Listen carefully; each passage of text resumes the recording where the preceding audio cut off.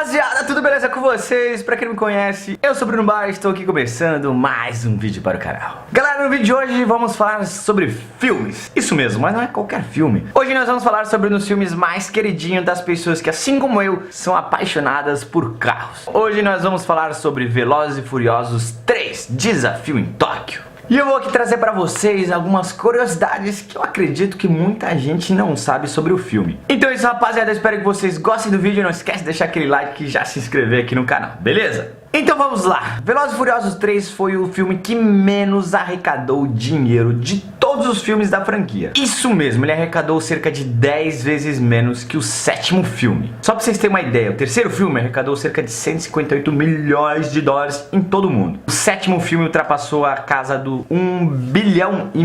Mano, é muita grana. Mas mesmo sendo o filme que menos arrecadou dinheiro de todos, Velozes e Furiosos 3 teve uma importância muito grande para a franquia e também para o mundo do drift. O terceiro filme é muito querido entre os fãs de Velozes e Furiosos, assim como o primeiro filme, por ter um foco muito grande na cultura automotiva. Ao contrário dos outros filmes que seguiram na sequência, onde o foco principal era ação e tudo mais, Velozes e Furiosos 3 focou muito naquilo que era para ser a ideia do filme, né? Carros, Velozes e Furiosos e tudo mais. E o filme também foi responsável por apresentar ao mundo o drift, o esporte que hoje praticamente todo mundo conhece, mas naquela época ninguém fazia ideia que era drift. Drifting? O que é que isso significa?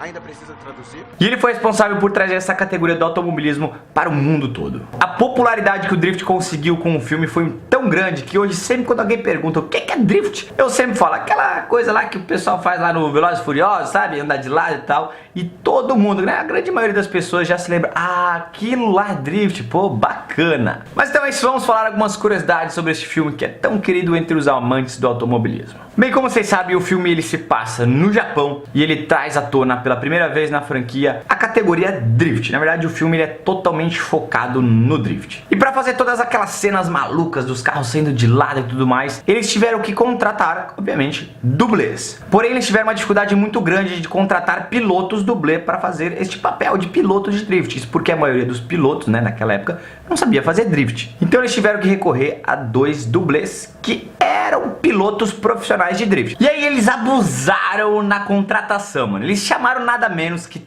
Tanner Faust. Sério, o cara é muito foda. Eu já fiz até um vídeo falando sobre os melhores pilotos de drift do mundo e ele com certeza estava lá naquela lista, porque ele manda muito. E ele não manda bem só no drift, ele já foi 2 vezes campeão da Fórmula Drift, que é considerado hoje o maior campeonato de drift do mundo. Mas ele também já foi 3 vezes campeão mundial de Rallycross e já ganhou 4 medalhas no X Games na categoria Rallycross. O cara é muito bom, mano, sério. E eles também contrataram o piloto Rhys Milling, que claro, ele não é tão consagrado como o Tanner Faust, não é tão conhecido, mas é um piloto profissional da Fórmula Drift da The One, nunca ganhou porcaria nenhuma, mas o cara manda muito. Então esses foram os 2 principais pilotos que fizeram todas as cenas de drift do filme. Mas não foram só esses 2 caras que contrataram não, na verdade eles convidaram o famoso DK.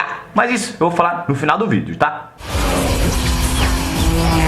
Um dos motivos que eu acredito que o filme tenha feito grande sucesso é porque eles não exageraram naquelas cenas malucas como os filmes seguintes foram criando, né? Tipo, aquela cena de carro pulando num prédio, de submarino perseguindo o carro, de um tanque de guerra. Isso tudo é muito viagem. Eu fico pensando, será que o diretor desse filme realmente ele acha que tá convencendo alguma pessoa no mundo que um tanque de guerra consegue andar na mesma velocidade de um carro? Sério, eu fico tipo abismado assim, que é muito exagero, rapaziada. E esse filme, ele é bem tranquilo. Grande parte das cenas foram feitas de verdade, assim, os caras foram lá e fizeram aquilo mesmo.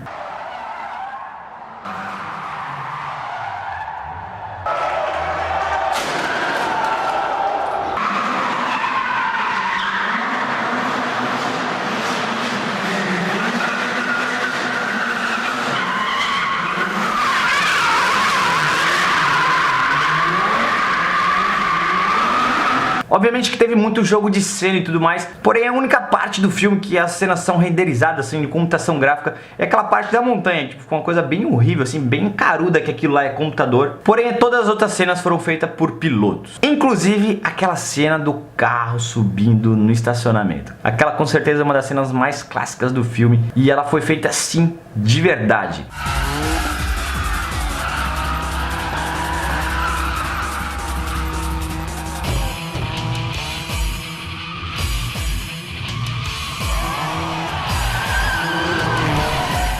E vou falar aqui pra vocês, não é tão difícil não. Eu acho que eu conseguiria fazer. Não é querer me achar, rapaziada. O único problema aqui no Brasil é achar um lugar que tem uma rampa parecida com aquela e o mais importante, que deixa a gente fazer drift, né? Aqui. Rampa de shopping eu acredito que tenha bastante aí Brasil afora, mas dificilmente alguém vai liberar. Porém, vocês acham que esse problema assim de alvará e tudo mais é só aqui no Brasil? Negativo, pessoal. Lá no Japão eles tiveram muito problema com permissões de gravação. Na verdade, o governo ele não libera pra ninguém filmar em Tóquio. Então grande parte das cenas foram filmadas em locais fechados, inclusive em estúdios lá nos Estados Unidos, eles nem foram pro Japão filmar. Porém, várias cenas eles filmaram realmente no meio da cidade, né, como aquela cena que eles estão no cruzamento de Shibuya. Só que foi algo um tanto quanto perigoso, porque se a polícia pegasse, eles encerrariam as gravações ali e provavelmente eles iam ficar marcados. Então eles tiveram que fazer uma coisa meio que clandestina, eles pegaram, botaram as câmeras, foram pra lá filmar, filmaram tudo no meio da galera e tudo mais. Ou seja, todas aquelas pessoas, elas não são atores coadjuvantes, são pedestres mesmo, moradores lá e turistas e tudo mais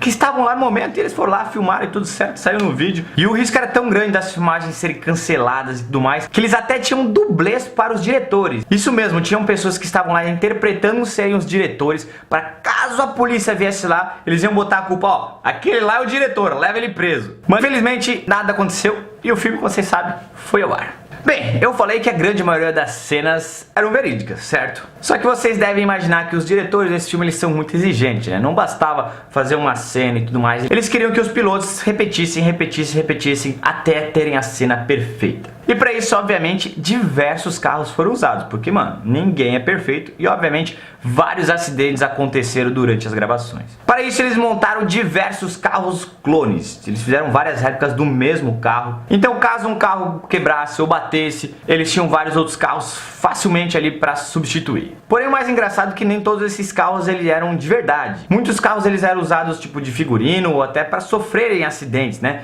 E eles eram somente carros bolha, assim. Eles não eram todos os carros iguais, eles não tinham a mesma motorização e tudo mais. Somente os carros principais, aqueles que apareciam nas cenas onde mostrava o capô e tudo mais, que eles tinham realmente aqueles motores top, né? O 2JZ, o JZ, RB26, SR20, esses motores aí que ficaram muito famosos depois do vídeo. Então a grande maioria dos carros era somente aquela maquiagem para deixar o carro bonito e tudo mais, e tinha um motorzinho qualquer lá. E a coisa mais triste é que a maioria desses carros foram destruídas depois das gravações. Não é comum os estúdios guardarem esses carros, porque é lixo para eles. Eles não têm nenhum valor histórico porque eram carros de carniça mesmo para filmar. Eles mantiveram somente algumas unidades desses carros, que inclusive hoje são muito raros e muito caro. Inclusive a pessoa que comprou aquele 350Z do DK, né, ele botou para vender, estava cobrando 135 mil libras, mais de R$500 mil, só convertendo, mano, R$500 mil no 350Z, só porque saiu no filme.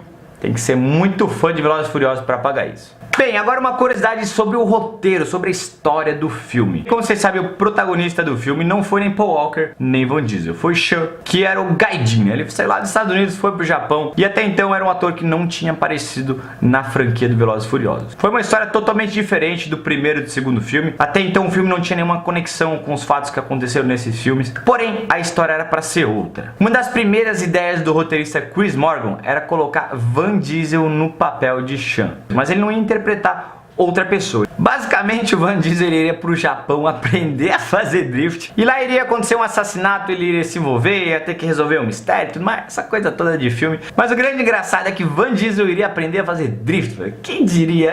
Que coisa louca. Por nossa sorte, não aconteceu. O Vin Diesel apareceu lá só como uma participação especial bem no finalzinho do vídeo. E a gente teve essa obra de arte que foi Velozes e Furiosos 3, que foi do jeito que foi e foi um grande filme e todos nós amamos. No filme, o grande antagonista da história é o Takashi, que é conhecido como Drift King ou o Rei do Drift. Essa é uma referência que existe mesmo no mundo real e obviamente não pertence a Takashi, né? Takashi é só um ator. Essa denominação pertence ao piloto de drift japonês Keiji Tsuchiya. Ele sim é considerado o Drift King do mundo real. Isso porque ele não foi só um dos pioneiros no esporte, mas ele trouxe isso a todo mundo. Ele foi o cara que ensinou muita gente, que espalhou o drift. Inclusive ele criou a Bíblia do Drift, que é um vídeo onde ele explica as principais técnicas de fazer drift. Inclusive é um vídeo que você pode encontrar no YouTube, né? Se você digitar aí a Bíblia do Drift ou Drift Bible, você vai ver lá. É um vídeo bem legal e ensina diversas técnicas do drift. Bem, esse é um cara muito importante pro drift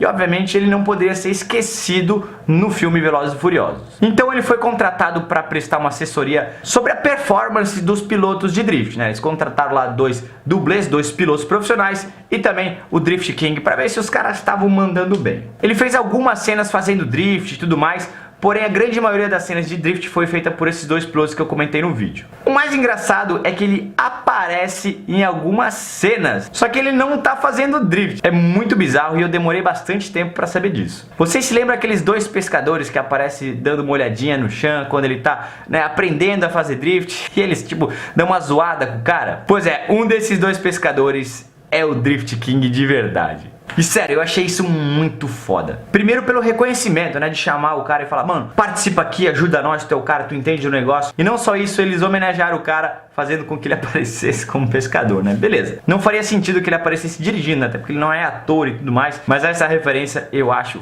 fantástica. I'm proud to say that we passed that test and then